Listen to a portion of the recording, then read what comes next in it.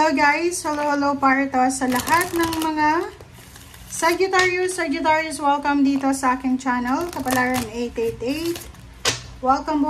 Alamin natin kung anong messages, vibration, gabay energy para sa lahat ng Sagittarius. I hope na makuha mo yung energy.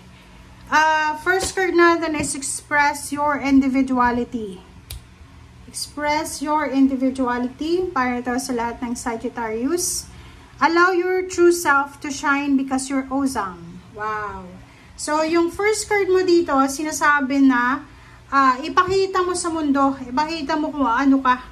Hayaan mo ang sarili mo na i-express kung ano yung nararamdaman mo.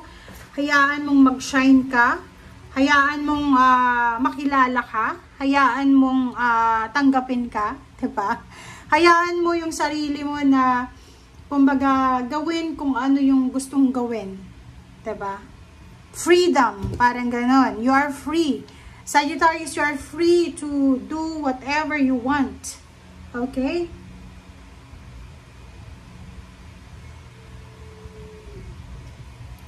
Okay.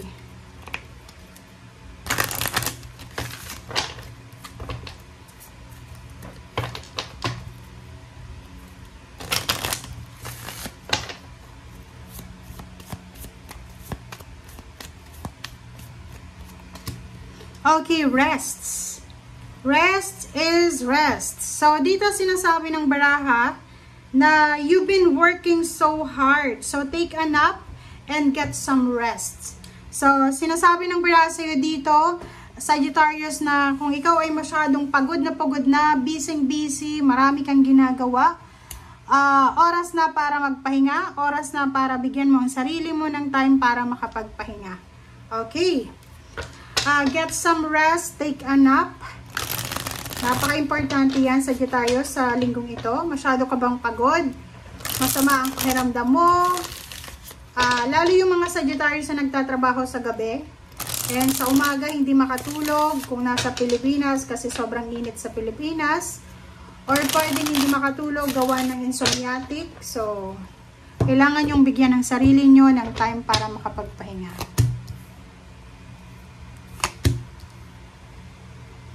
Okay. So, this one is Queen of Rods and then Four of Cups. So, sinasabi ng baraha sa'yo dyan na kung ano man tong hinihintay mo, Sagittarius, ay darating na siya.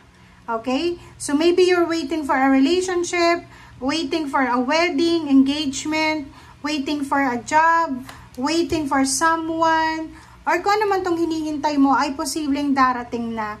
Yung Four of Cups dito, this is parang family member mo siya, maybe asawa, live-in partner, anak na naghihintay. Naghihintay sa kanyang asawa, naghihintay sa kanyang tatay. Queen of Rods, sinasabi na parating na kung ano man tong hinihintay.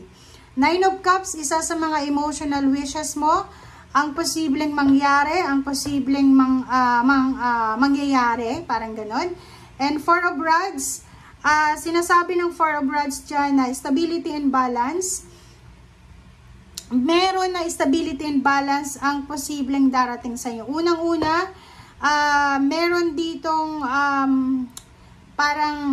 pagpapakasal. Planong pagpapakasal, additional member ng family, pagpapatayo ng bahay, pagpaparenovate ng bahay, pag-aasawa, pagle-level up. And makikita mo siya sa linggong ito na pwedeng ito yung priority mo sa ngayon. Or maybe ito yung purpose mo sa ngayon. Nakikita ko rin sa'yo dito, meron ditong Sagittarius na nagpaplano siyang mag-migrate sa ibang bansa. 'Di ba? Yung nakita niya, nalaman niya yung kapitbahay niya, nasa Canada na, nasa Amerika. And na-curious siya. 'Di ba? Nag-research siya. Tiningnan niya, madali lang pala. So, nakikita ko sa'yo dito na you're planning to move abroad. You're planning to get married abroad. Or you're planning to get married in the Philippines. So, paki-comment nga sa comment section if you are resonated dito. Oh, 'di ba? So, kung makikita mo dito, isang balita, isang good news, isang invitation, wedding invitation, or anything na communication ang posibleng darating sa'yo. So, yung Two of Cups, this is about wedding, engagement, partnership, collaboration, businessman, or love life. Yung Queen of Pentacles, this is lump sum of money. So, sinasabi ng baraha, meron sa inyo dito Sagittarius na yung plano nyong pagpapatayo ng bahay, pag-a-add ng member ng family, pagbubuntis, pagpapakasal, kinakailangan nyo daw na mag-ipon ng maraming pera dito. Okay? Paki-comment nyo sa comment section. Okay.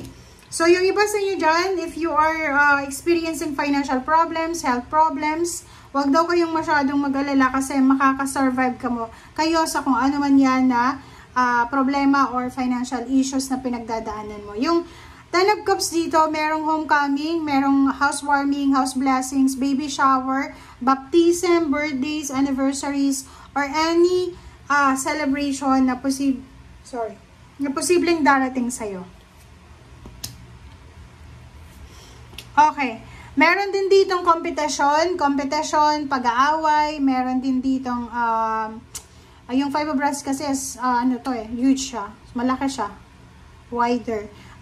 Sinasabi ng 5 of Wands dito na merong competition is either family, sa trabaho, sa business, sa kapitbahay, ang posibleng matapos na. So, may resolution na, may solution na kung bakit nag-aaway-away. Maybe mag-asawa siya. So, if mag-live-in partner, mag-asawa, panay away, panay diskusyon, panay sumbatan, dito sinasabi na possible na makuha nyo yung solusyon, mahanap nyo yung solusyon sa problema nyo yan. May mga offer dito, financial offer. So, yun na nga, may mga possible na trabaho na ino-offer sa'yo international. Ang problema lang dyan, hindi ka masyadong sigurado, hindi ka masyadong sure sa kung ano yung gusto mo. King of Cups, wow! So, dito sa 3 cards na to, sinasabi ng barahan na may incoming. Incoming financial offer, maybe new job, new career, money, diba? Ang posibleng magdadala sa'yo ng sobra-sobrang peace and harmony. So, maybe expected or unexpected ito Sagittarius, but napakalaki nito. Maybe may isang tao na kakailanganin niya ng tulong mo. This is part-time, this is full-time, or this is a renewal of contract, visa, or maybe citizenship, residence permit, or kung ano man siya na pwedeng magdala sa'yo ng financial and emotional stability and balance. So, the devil, mag-iingat ka lang kasi alam mo ba, pag maraming blessings ang darating sa buhay natin, dadaan tayo sa mga temptation. So, mag-iingat ka kasi maraming temptation na pwedeng maging sagabal dito sa mga financial na to na darating and even money. Okay? So, Page of Swords, be attentive. Diba? Magbantay tayo, maging careful tayo kasi pwedeng ma-misplace mo or hindi mo matanggap itong blessings ito kasi busy ka sa ibang bagay. Okay? Thank you guys. Bye!